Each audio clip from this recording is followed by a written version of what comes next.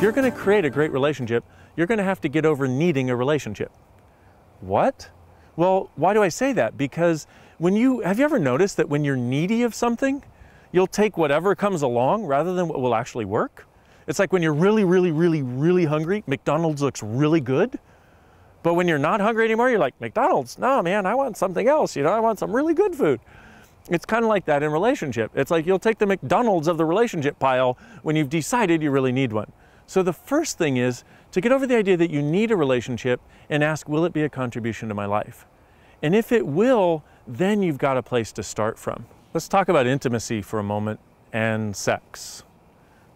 They're actually two totally different subjects, even though we often try to put them together.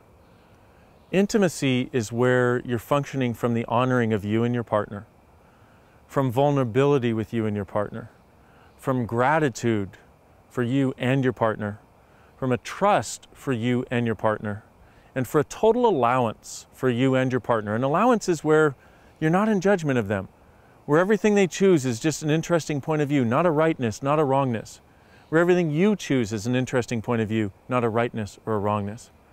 It's that place that we often allow ourselves to be with little kids or with animals. And isn't it interesting? Look at this for a moment. If you're willing to be that way with a little kid or an animal, maybe that's because that's the way you really are.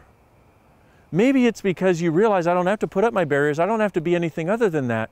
Because if you look at this, get this for a moment. We tend to, in our relationships and in sex, we tend to go into, wow, what do I have to judge about me? And what do I have to make wrong? And what is this person judging? And what do I need to change so they're not in judgment of me so I can feel right so I don't have to feel wrong anymore? Blah, blah, blah. You know what I'm talking about. Well, but if you, in the presence of a little kid, have all your barriers down and total caring, maybe that's because that's exactly who you are. Because the common denominator in that or in you being in your relationship is you. You're just choosing to do something different with a little kid and with an animal. True intimacy would be more like being able to be that way that you are with kids and animals with your partner. Being that way that you are with kids and animals with yourself even when your partner's not around. And if you can have that, you can create a totally different sex life, a totally different relationship, and a totally different possibility for the joy of being you. That's what true intimacy actually is.